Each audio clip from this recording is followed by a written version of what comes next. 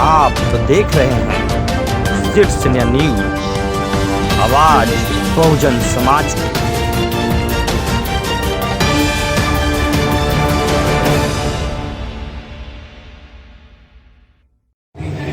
1874 में इनका भी जन्म हुआ था 26 जून को।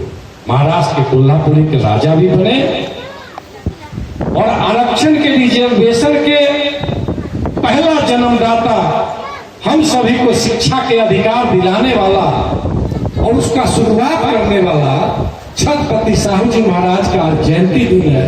मैं उनका भी श्रद्धा सुमन अर्पित करता हूँ माता जी के साथ साथ, और नमन करता हूँ पुनः माता जी को, जो आपका भी कृति क्रांतिकारी था, इसलिए आपका भी श्रद्धा सुमन अर्पित करने का दिन इसी दिन चुना गया। ये अपने आप में बड़ी बात है साथी, या इसको संजोग कहिए या यह दिन तय किया गया, जो भी हो, लेकिन कहीं न कहीं क्रांतिकारी बात इन माँ के चरणों में रहा होगा जो आज सुनील जैसे लड़का ने आज श्रद्धा सुमन अर्पित करने का कार्य कर रहा है। अगर जनरेटर है तो चालू कर दीजिए, है ना।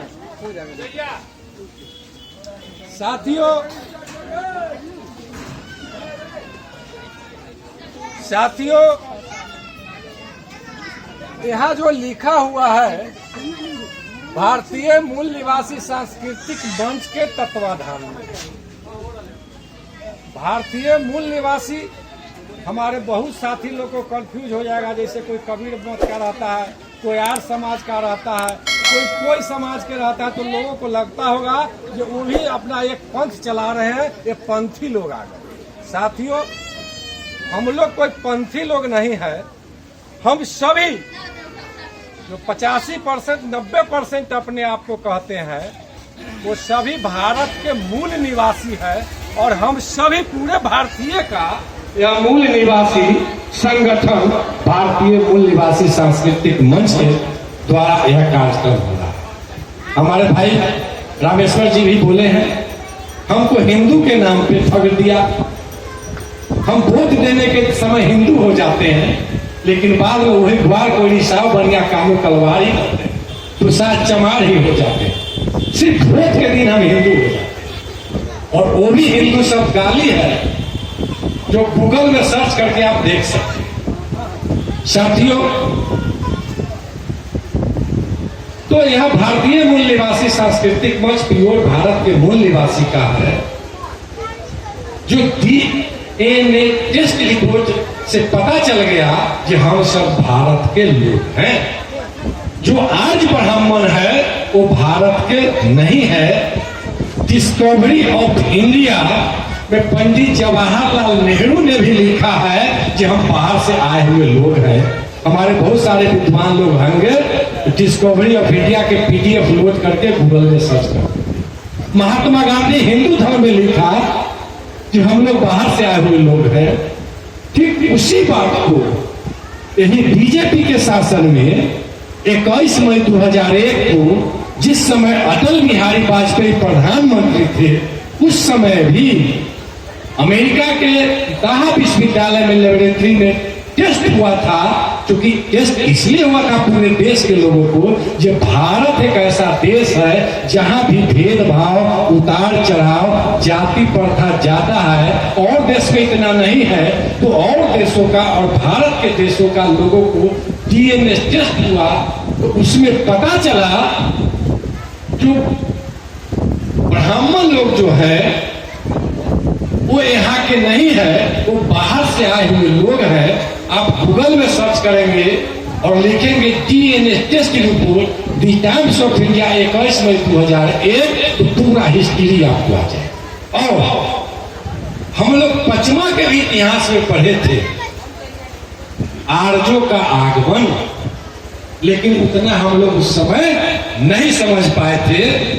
हम लोग चूंकि इतिहास में पचमा में भी पढ़े हैं, छोटा चैप्टर दिया हुआ, तो वो लोग बाहर के आए हुए लोग हैं, ठीक है। अब वो लोग जब हम पर अधिपत जमा लिए, तो वो अपने माता पिता को पूजा करवाने लगे, ब्रह्मा विष्णु महेश को पूजा करवाने लगे, और हम लोगों को माता पिता को छोड़ दिया। लेकिन हमारे प्रकृति के लोग पुजारी थे, हमारे पूर्वज। जब पढ़ेंगे आप 4000, 5000, 2500 वर्ष पहले जाएंगे तो आपको पता चलेगा कि हमारे भी लोग प्रकृति के पुजारी थे, अपने माता पिता के पुजारी थे, अपने माता पिता को सेवा करते थे। लेकिन जब ब्राह्मणवादी व्यवस्था पुनः लागू हो गया हम सभी पर, तो आज लोग अपने पूर्वजों को पूजा करवाने लगे और हम लोग अपने पूर्वजों को राक्षस समझ करके उनको इग्नोर करते रहे, छोड़ते रहे। जब हमारे बुद्ध आए, कबीर आए, रविदास आए, आपके साहू जी महाराज तो ये भी बहुत बड़ा ब्राह्मणवादी व्यवस्था का विरोध किया। पीडीएफ में गूगल में सर्च करके इनका भी देख लीजिए, आचरण भी। तो साथियों, वो लोग जब आए तो अपना अधिकार जमा लिया, हम लोगों को मानसिक गुलाम बना लिया, हम लोगों को अंधविश्वास पाखंडवाद में रख दिया। तो हम लोग अपने माता पिता को समय पर एक गिलास पानी नहीं देते हैं, लेकिन वही माँ बाप अगर मर जाते हैं, परिवार में कोई लोग मर जाते हैं, तो सावन में नहीं कि आसिन में पोखरी में तालाब में जाकर के उनको पानी पिलाते हैं। यहाँ से गया तक पिंड दान करके पानी पिलाते हैं। कितना हम लोग अंधविश्वासी पड़ गए। माता जी जिंदा थी, माँ कहेगी जे बेटा थोड़ा बड़ा दूर पे चापाकल है, वहां से पानी लेके आओ, हम पिएंगे। तो बेटा को वहां से पानी लाने का फुर्सत नहीं रहेगा, लेकिन वही बेटा बैनाथ धाम बोल बम जल ढालने चला जाता है। अब देखिएगा, जो समाज के लोग या जो माँ बहनें अपने माता पिता को, अपने सास ससुर को, अपने इष्ट मित्र को, आए हुए गरीबों को अपमान किया है, वही ज्यादा ढोंग ढकोसला ब्राह्मणवाद तीर्थ प्रयाग पूजा पाठ में लिंग रहता है। साथियों, हम जिंदा माता को पूजा नहीं करते, उनका चरण स्पर्श नहीं करते।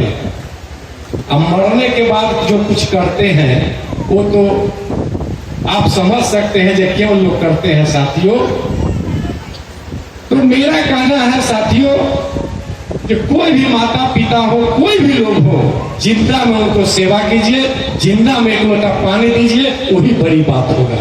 लेकिन हम लोग क्या करते हैं, जब बाबू जिंदा है तो खिलाने का समय नहीं है। बाबू माँ जब मरणासन में आ जाते हैं तो हम लोग कहते हैं बाबू कुछ खाए के मन कराई छो, मिठाई ला दियो, फला चीज ला दियो।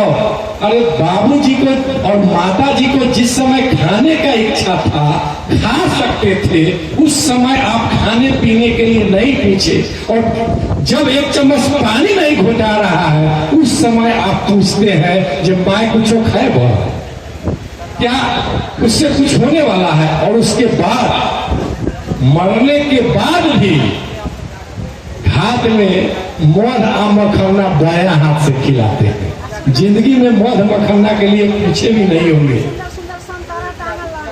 और संतरा टांगल सेव बनिया, ठीक है माता जी बोले, मतलब मीट शरीर पे टांग दिया जाता है और जिंदा मोर को खाने के लिए नहीं दिया जाता है। बताओ, ये इतना हम लोग अंधविश्वास पाखंडवाद में पड़े हुए माता जी। यही ब्राह्मणवादी व्यवस्था को छोड़ने के लिए, अपने समाज को जागृति करने के लिए, अपने माता पिता क्या है वह समझाने के लिए यह आज माता सुमित्रा जी के श्रद्धांजलि सभा में एक तरह से अपने समाज को जागृति करने का भी कार्यक्रम भाई सुनील शाह जी ने लगाया है। इसलिए पुनः मैं इनका धन्यवाद देता हूं। साथियों, आज का विषय है परिनिर्माण उपरांत श्राद्ध कर्म के नाम पर कर्म कांड, पाखंडवाद, अंधविश्वास एवं जीवन मृत्यु सत्य पर चर्चा। साथियों, मरणो परिनिर्माण उपरांत श्राद्ध के नाम पे, परिनिर्माण उपरांत या मरने के बाद नहीं, आपको जन्म से ही, या तो कह दीजिए हमारे बच्चे गर्भावस्था में ही रहते हैं, तब से ही अंधविश्वास पाखंडवाद हमारे समाज में शुरू हो जाता है। कैसे होता है? जब हमारे माताएं बहनें गर्भावस्था में रहती है, गर्भवती रहती है, और उस समय भी वो पूजा पाठ करती है, सहती है 1-2 दिन, चाहे कोई भी पर्व के नाम पे, और पानी नहीं पीती है, तो उसका भी प्रभाव हमारे जो पेट में बच्चा पल रहा है उस पर भी पड़ता है। तो जन्म लेने से पहले से अंधविश्वास और ब्राह्मणवाद के हम लोग शिकार हो जाते हैं, मरणोपरांत नहीं। जब बच्चा जन्म लेता है तो आप चले जाते हैं पंडित जी के यहाँ ग्रह नक्षत्र दिखवाने और नाम धरवाने, तो ग्रह नक्षत्र में अगर आप पैसा वाला है तो आपके कोई ना कोई ग्रह वह बता देगा, न तो लास्ट में वो 27 ग्रह वो नया में चला हुआ है, वो 27 बता देगा कि तब बाप लड़का के न देखता थे। जब सब अंधविश्वास पाखंडवाद है साथियों, इससे बचना चाहिए। जो आपको आरक्षण छीन रहा है, जो आपका अधिकार छीन रहा है, संविधान मिटा रहा है, क्या जब यहाँ हमको कुछ देने से वो रोक रहा है, क्या मरने के बाद हमारे माता पिता को स्वर्ग में जगह देगा?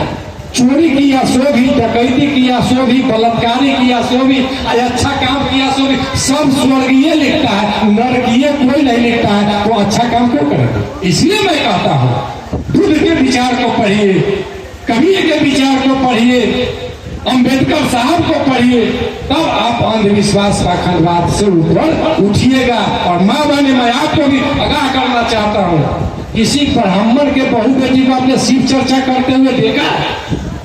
लेकिन आप शिव चर्चा जरूर करती हैं, द्वार कोई दूसरा चमार के घर में कानू कलवार जो भी हो, शिव चर्चा होता है। लेकिन आप ये भी समझ लीजिए, किसी बेटा बेटी का शादी होता है तो क्या कुटुंब आते हैं तो पूछते हैं कि कितना बउआ तू पर्व त्योहार करती हो, कितना पूजा पाठ करती हो? वो पूछते हैं कितना पढ़ी लिखी हो, अपना बायोडाटा लिख के बताओ, एक एप्लीकेशन लिख के बताओ। लेकिन उस समय नहीं पूछते हैं जो तुम शिव चर्चा करती हो कि नहीं, सरस्वती चर्चा करती हो कि नहीं। ये सब पर ध्यान देना चाहिए। और शिक्षित बनो, संगठित हो, संघर्ष करो, बाबा साहब का भी स्लोगन था। तो शिक्षा से बढ़कर कोई चीज नहीं है, लेकिन हमारे लोगों को पता भी नहीं है। वो सरस्वती माता की जय और सरस्वती को शिक्षा की देवी समझ लेते हैं। अरे शिक्षा की देवी माता सावित्रीबाई फुले, ज्योतिराव फुले, तो हम लोग के अंग्रेजों के शासन में अधिकार दिलवाए और लास्ट में संविधान में भी हम लोग का। और सरस्वती जी और ब्रह्मा जी का क्या रिलेशन है? वो माँ बेटी भी है और पति पत्नी भी है। मैं इतना ही कह करके मैं आप सभी लोगों से निवेदन करता हूँ, चलते चलते अगर मेला में चाहे कहीं जाते हैं माँ बहने, तो यह न बताइए कि यह माया, यह देवी देवता की कृपा से तुमको कुछ हुआ है। बेटा समझ जाता है जो देवी देवता के कृपा से हो रहा है, तो उधर उठ चला जाता है और आपको अपमानित करना चालू कर देता है। इसलिए अंधविश्वास पाखंडवाद में बच्चे को हम लोग न थकले, अपने महापुरुषों को बताए हुए रास्ते पे चलने के लिए कहें, तब जाकर के हम अंधविश्वास से ऊपर उठेंगे और हमारे माता पिता को भी सेवा सत्कार हो।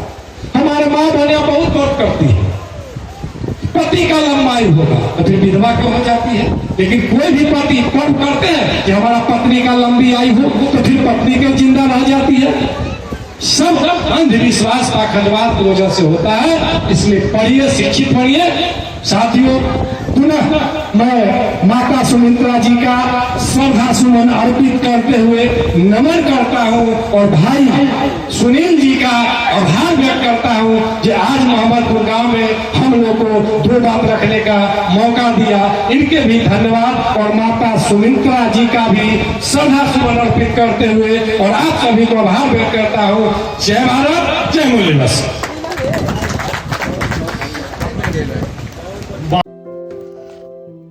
वीडियो को लाइक करें, कमेंट्स करें, शेयर करें और चैनल को सब्सक्राइब करें।